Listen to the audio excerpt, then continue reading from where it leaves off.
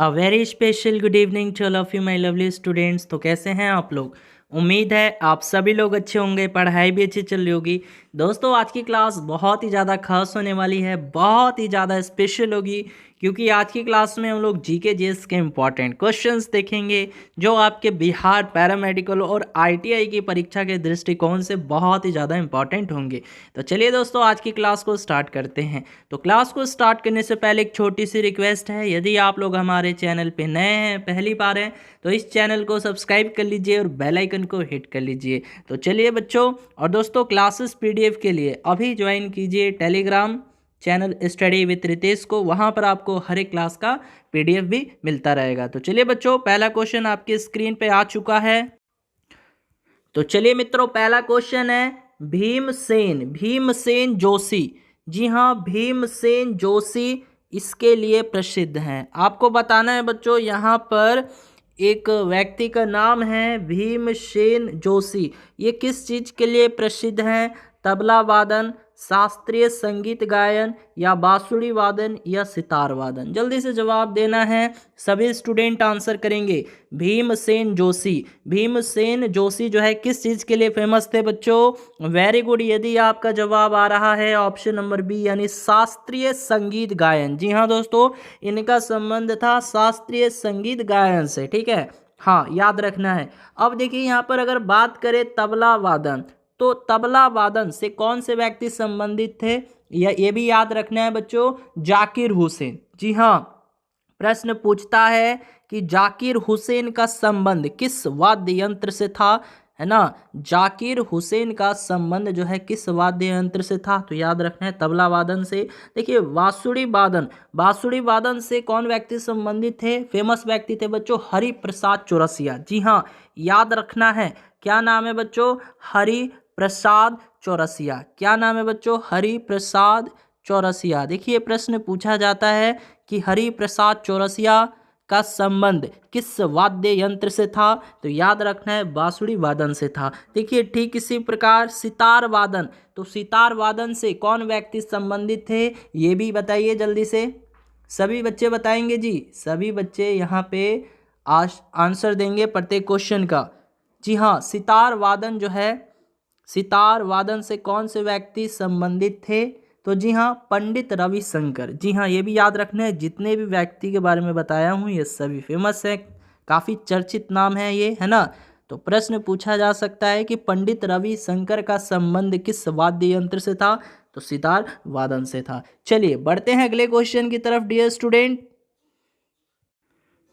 अगला प्रश्न है, ध्यान देना है आपको, मानव द्वारा इस धातु का प्रयोग सर्वप्रथम किया गया। आपको बताना है कि मनुष्य के द्वारा किस धातु का प्रयोग सबसे पहले किया गया था।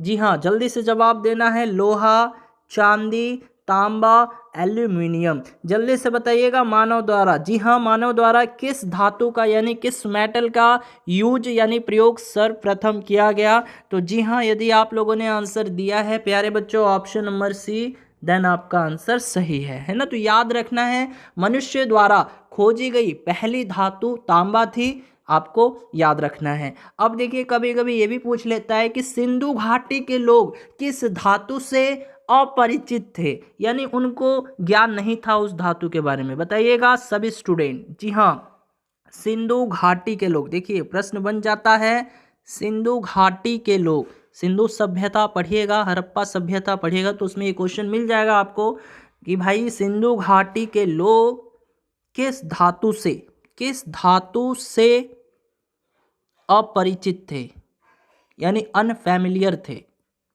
हाँ जी, किस धातु से अपरिचित थे? तो जी हाँ बच्चों, लोहा, लोहा धातु का उनको ज्ञान नहीं था। ठीक है, चलिए बहुत सही जवाब आ रहा है आप लोगों का। चलिए मित्रों, अगला प्रश्न है, लज्जा पुस्तक। लज्जा पुस्तक इनकी कृति है, किनकी कृति है? अरुंधति रॉय, तस्लीमा नसरी, विक्रम सेठ, या मुल्क राज आनंद। जल्दी से बताना है लज्जा पुस्तक। जी हाँ, लज्जा पुस्तक जो है ये किसके द्वारा रचित की गई है? तो वेरी गुड, यदि आपने जवाब दिया है ऑप्शन नंबर बी, यानी तस्लीमा नसरी, तस्लीमा नसरी के द्वारा जो है ये लज्जा पुस्तक लिखी गई है। अब देखिए बात करेंगे अरुंधति रॉय के बारे में। तो इनके द्वारा भी कई सारे पुस्तकें लिखी गई हैं, जिसमें से एक बहुत ही फेमस पुस्तक है बच्चों, गॉड ऑफ स्मॉल थिंग। देखिए पूछा जाता है गॉड ऑफ स्मॉल थिंग इस पुस्तक के रचयिता कौन है, तो याद रखना है गॉड ऑफ स्मॉल थिंग इस पुस्तक के रचयिता कौन है, अरुंधति रॉय हैं। ठीक है, देखिए बात करेंगे विक्रम सेठ जी के बारे में। तो इनके द्वारा भी कई सारी पुस्तकें रचित की गई हैं, लेकिन उनमें से एक पुस्तक है द गोल्डन गेट। पूछा जाता है द गोल्डन गेट, जी हाँ, द गोल्डन गेट के रचयिता, द गोल्डन गेट पुस्तक के रचयिता कौन थे, तो ये विक्रम सेठ हैं। ठीक है, याद रखना है बच्चों। और अब इसके बाद बात करेंगे मुल्क राज आनंद जी के बारे में। तो इनके द्वारा भी कई सारी पुस्तकें लिखी गई हैं, जिसमें से एक पुस्तक है कूली, है ना। पूछता है बच्चों कूली पुस्तक के रचयिता कौन थे, तो मुल्क राज आनंद जी थे। ठीक है, चलिए बहुत अच्छी बात है, सभी का सही जवाब है। यदि क्लास अच्छी लग रही हो बच्चों तो इसको एक लाइक दे दीजिए, आपके एक लाइक से बहुत ही ज़्यादा मोटिवेशन फील होती है। चलिए बढ़ते हैं अगले क्वेश्चन की तरफ। चलिए मित्रों, अगला प्रश्न आ चुका है भारत में, जी हाँ, भारत में पहली स्वर्ण रिफाइनरी यहाँ स्थापित की गई है। कहाँ स्थापित की गई है, नई दिल्ली, हैदराबाद, सिरपुर या कोलकाता।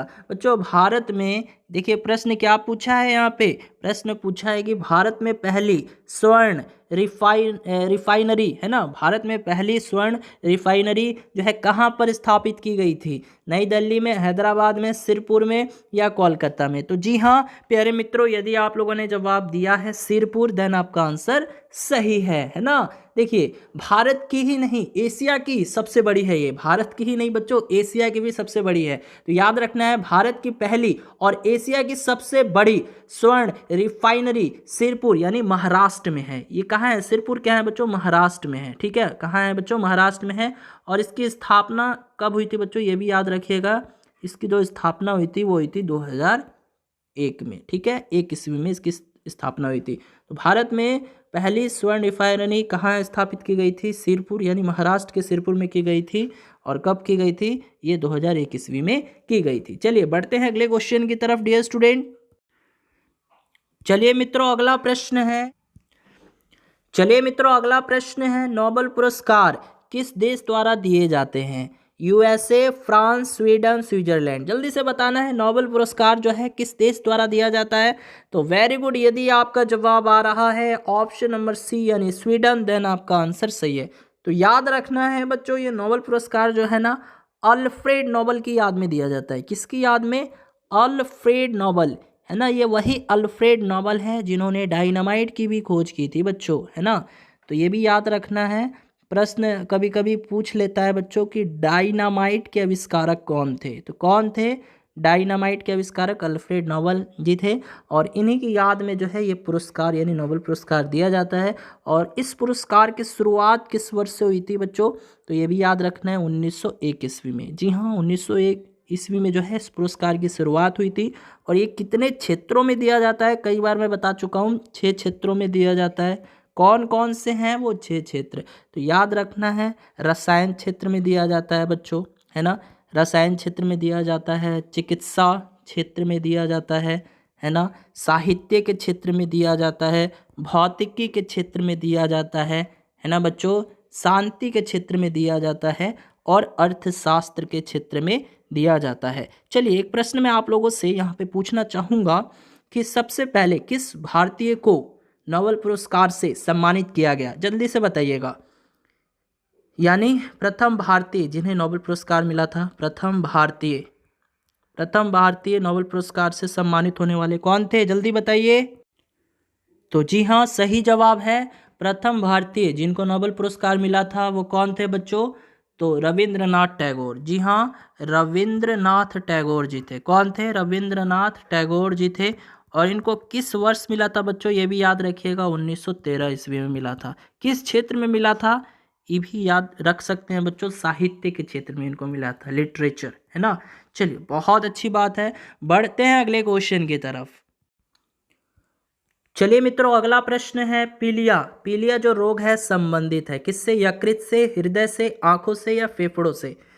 जल्दी से बताइएगा पीलिया जो रोग है ये किससे संबंधित है, ये तो जी हाँ मित्रों, यदि आप लोगों ने जवाब दिया है ऑप्शन नंबर ए यानी यकृत, देन आपका आंसर सही है। यकृत यानी लीवर, ठीक है। तो बच्चों, ये जो पीलिया रोग होता है जॉन्डिस, ये शरीर के किस अंग को प्रभावित करता है? तो ये लीवर को यानी यकृत को प्रभावित करता है, ठीक है। ये भी याद रखना है। अच्छा चलिए, अब मुझे ये बताइएगा, पीलिया जो है ये विषाणु जनित रोग है या जीवाणु जनित रोग है? तो इसका जो है आंसर आपको वीडियो के कमेंट सेक्शन में देना होगा कि पीलिया जो है ये विषाणु जनित रोग है या फिर जीवाणु जनित रोग है, ठीक है। चलिए बढ़ते हैं अगले क्वेश्चन की तरफ डियर स्टूडेंट।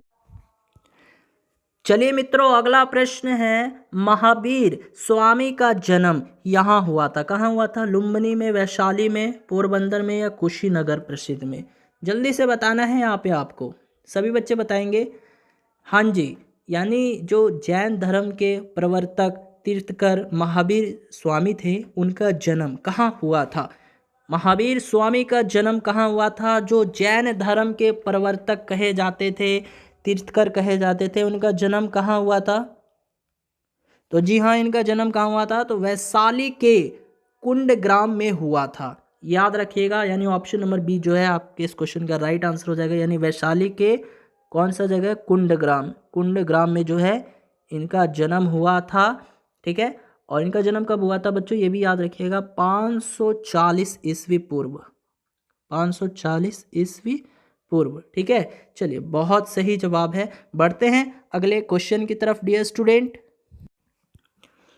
चलिए मित्रों, अगला प्रश्न है, रॉक गार्डन। रॉक गार्डन यहाँ पे है, कहाँ पे है? कोलकाता, जयपुर, चंडीगढ़, दिल्ली? जल्दी से बताइएगा, रॉक गार्डन।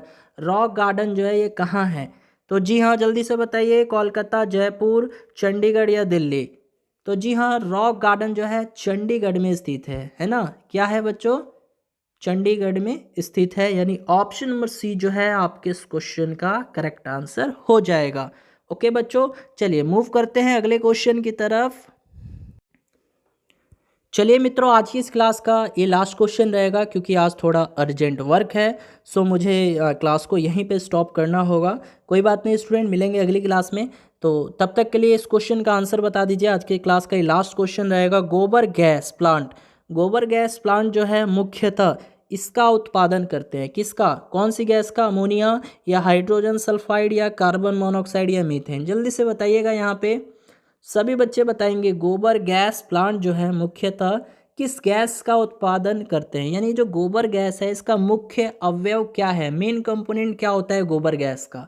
तो जी हाँ मित्रों, यदि आप लोगों ने आंसर दिया है ऑप्शन नंबर डी यानी मीथेन, देन आपका आंसर सही है। मीथेन यानी जिसको क्या, जिसका केमिकल फॉर्मूला क्या होता है? CH4 होता है। इसको बायोगैस भी कहते हैं हम लोग। क्या कहते हैं? बायोगैस भी इसको कहते हैं, ठीक है। तो चलिए मित्रों, आज की इस क्लास में इतना ही। यदि क्लास अच्छी लगी हो तो एक लाइक दे दीजिएगा और फीडबैक भी अवश्य दीजिएगा। मिलते हैं अगली क्लास में नई जोश नई उमंग के साथ। तब तक के लिए bye bye, tata, good night, take care.